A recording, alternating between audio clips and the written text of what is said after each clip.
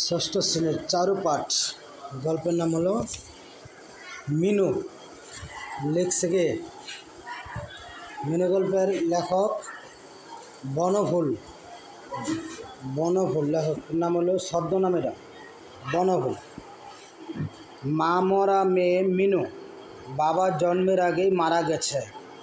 সে মানুষ হচ্ছে এক দূর সম্পর্কের পিসিমার বাড়িতে। বয়স মাত্র 10, কিন্তু এই বয়সেই সব রকম কাজ করতে পারে সে। সব রকম কাজই করতে হয়। লোকে অবশ্য বলে যোগেন বসাক মহৎ লোক বলে অনাথা বোবা মেয়েটাকে আশ্রয় দিয়েছে। মহৎ হয়ে সুবিধাই হয়েছে যোগেন বসাকের। পেট ভাতায় এমন সর্বগুণান্বিতা 24 ঘন্টার চাকরানি পাওয়া শক্ত হতো তার পক্ষে। বোবা হওয়াতে আরও সুবিধা হয়েছে, নীরবে কাজ করে। মিনু শুধু বোবা নয়, রহমান স্যারের নিচ্ছে ফটোকপি করতে, ফটোকপি করার জন্য নিচ্ছে।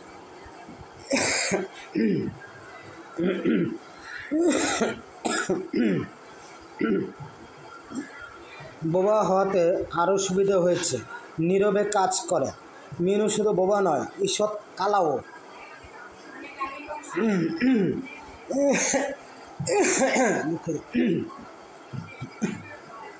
অনেক চেঁচিয়ে বললে তবে শুনতে পায়। সব কথা শোনার দরকারও হয় না তার। ঠোঁট নাড়া আর মুখের ভাব দেখে সব বুঝতে পারে। এমন সব জিনিস মনে মনে সৃষ্টি করে। ঠোঁট নাড়া আর মুখের ভাব দেখে সব বুঝতে পারে। এছাড়া তার আরেকটা ষষ্ঠ ইন্দ্রিয় আছে, যার সাহায্যে সে এমন সব জিনিস বুঝতে পারে।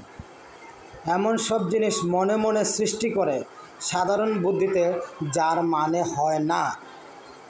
মানে কি সাধারণ মনে মনে কল্পনা এমন করে যেগুলো অকল্পনীয়, যেটা বাস্তবে ঘটা মোটেই সম্ভব না।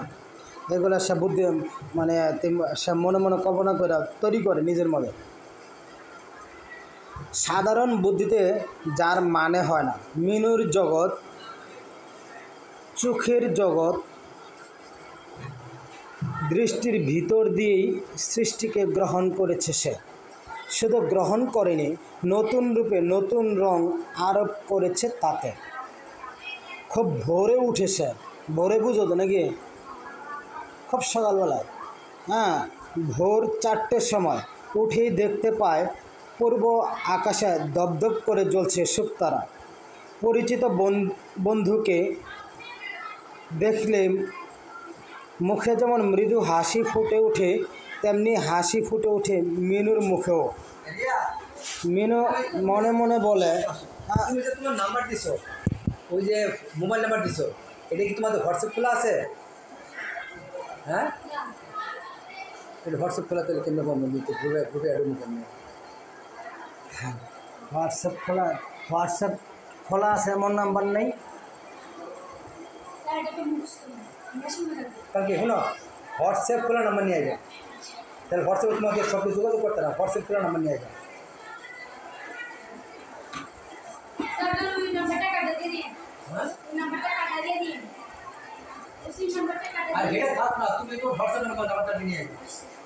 মিনু মনে মনে বলে, সই ঠিক সময় উঠেছ দেখছি। বৈজ্ঞানিকের চোখে শুকতারা বিরাট বিশাল বাষ্পমণ্ডিত প্রকাণ্ড গ্রহ। কবির চোখে নিশাবসানের আলোকদূত, কিন্তু মিনুর চোখে সে সই। এটা পূর্ব আকাশে ভোরের বেলা যে একটা তারা ওঠে, সেটার নাম হলো শুকতারা।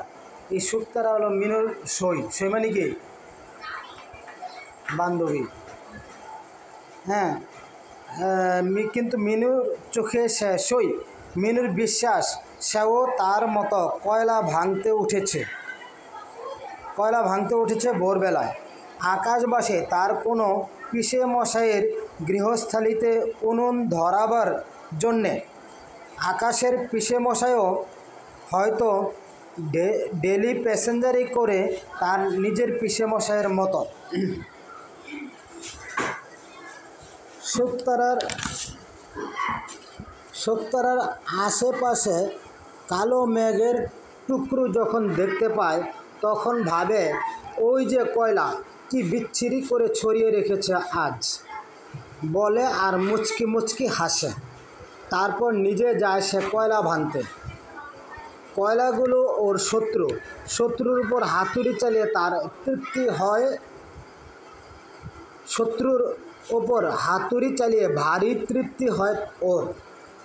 ওর বলতে কার? মিনুর। হাতুড়িটার নাম রেখেছে গদাই। আর যে পাথরটার উপর রেখে কয়লা ভাঙে তার নাম দিয়েছে শানু। শানের সঙ্গে মিল আছে বলে বোধ হয়। কয়লা গাদার কাছে গিয়ে রোজ সে ওদের মনে মনে ডাকে, ও গদাই, ও শানু, ওঠো এবার, রাজ্যে পুয়ে গেছে। পুয়ে গেছে মানে কি? পোহায়া গেছে। হ্যাঁ, রাত শেষ হয়ে গেছে, সকাল হয়ে গেছে। সই এসে কয়লা ভাঙছে, তোমরাও ওঠো। কয়লা ভেঙে তারপর যায় সে ঘুঁটের কাছে। তার কাছে ঘুঁটে নয়, তরকারি। উনুনের নাম রাক্ষসী। উনুন মানে কি? চুলা। উনুনের নাম রাক্ষসী। রাক্ষসী কেরোসিন তেল দেওয়া ঘুঁটের তরকারি দিয়ে শত্রুদের মানে কয়লাদের খাবে। আঁচটা যখন গনগন করে ধরে ওঠে তখন ভারী আনন্দ হয় মিনুর। জ্বলন্ত কয়লাগুলোকে তার মনে হয় রক্তাক্ত মাংস, আর আগুনের লাল আভাকে মনে হয় রাক্ষসীর তৃপ্তি। বিস্ফোরিত নয়নে সে চেয়ে থাকে, তারপর ছুটে চলে যায় উঠানে। আকাশের দিকে চেয়ে দেখে সেখানে উষার লাল আভা ফুটছে। কোথায়? আকাশের দিকে চেয়ে দেখে সেখানে উষার লাল আভা ফুটছে কিনা। উষার লাল আভা যেদিন ভালো করে ফুটে সেদিন সে ভাবে সইয়ের উনুনে চমৎকার আঁচ এসেছে। যেদিন আকাশ মেঘে ঢাকা থাকে সেদিন ভাবে ছাই পরিষ্কার করে নি, তাই আঁচ উঠেনি আজ। এইভাবে নিজের একটা অভিনব জগৎ সৃষ্টি করেছে সে মনে মনে। সে জগতের সঙ্গে বাইরের জগতের মিল নেই। সে জগতে তার শত্রু মিত্র সব আছে। আগেই বলেছি কয়লা তার শত্রু, রান্নাঘরের বাসনগুলো সব তার শত্রু। তাদের নাম রেখেছে সে আলাদা আলাদা। ঘটিটার নাম পুটি। ঘটিটা একদিন হাত থেকে পড়ে গিয়ে তুবড়ে গেল। তুবড়ে মানে কি? পইরে গিয়ে তুবড়ে গেল। পরে যে ট্যাপ খায় যায় যে জিনিস ভিতরের দিকে বাঁকে বোকা যায় না, ট্যাপ খায় যায়, এটা তুবড়ে গেল। মিনুর সে কি কান্না! তোবড়ানো জায়গাটায় রোজ হাত বুলিয়ে দেয়। গ্যালাস চারটের নাম হারু, বারু, তারু আর কারু। চারটে গ্যালাসই একরকম, কিন্তু মিনুর চোখে তাদের পার্থক্য ধরা পড়ে। গ্যালাসগুলোকে যখন মাজে বা ধোয় তখন মনে হয় সে যেন ছোট ছেলেদের স্নান করাচ্ছে। মিটসেপটা ওর শত্রু। মিটসেপ বোঝো না? বাসা বাড়িতে মিটসেপ হয় না, বিভিন্ন জিনিস রাখা যায়। ওটার নাম দিয়েছে গপগপা।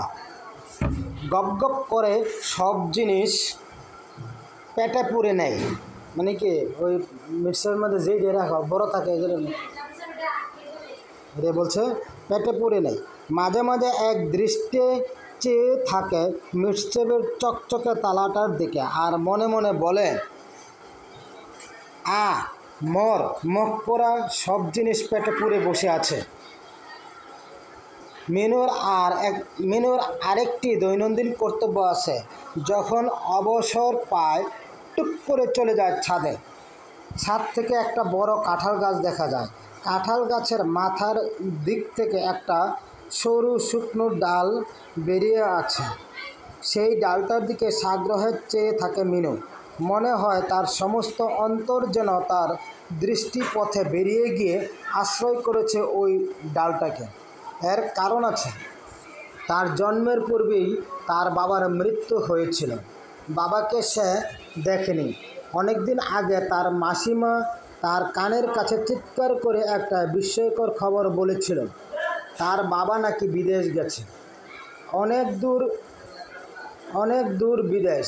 মিনু বড় হলে তার কাছে ফিরে আসবে, হয়তো তার কোলেই আসবে।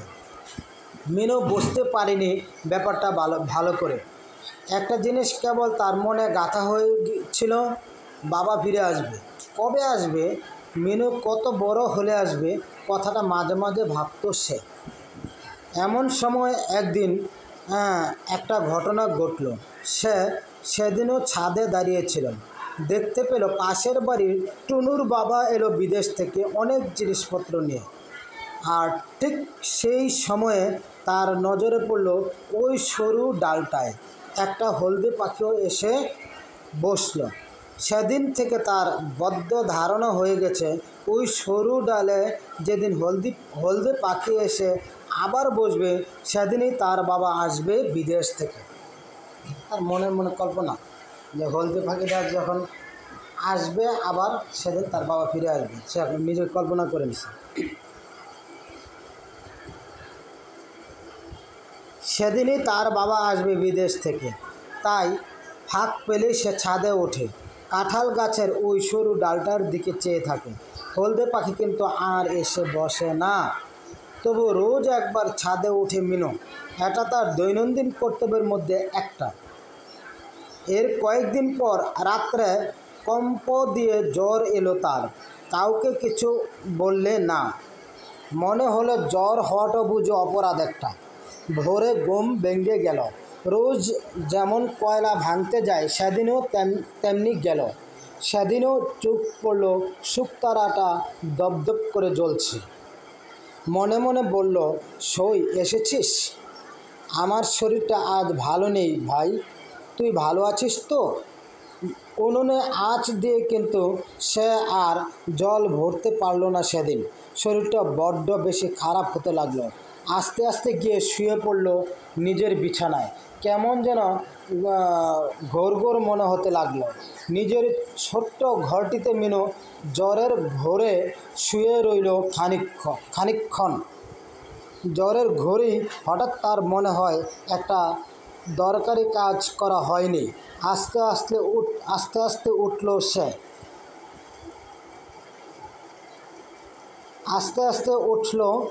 বিছানা থেকে। তারপর খিড়কির দরজা দিয়ে গিয়ে দাঁড়ালো ছাদের সিঁড়ির কাছে গিয়ে কিছুক্ষণ দাঁড়িয়ে থেকে আস্তে আস্তে উঠে গেল ছাদে। কেউ দেখতে পেল না। পিসেমশাই তখনও ঘুমুচ্ছেন।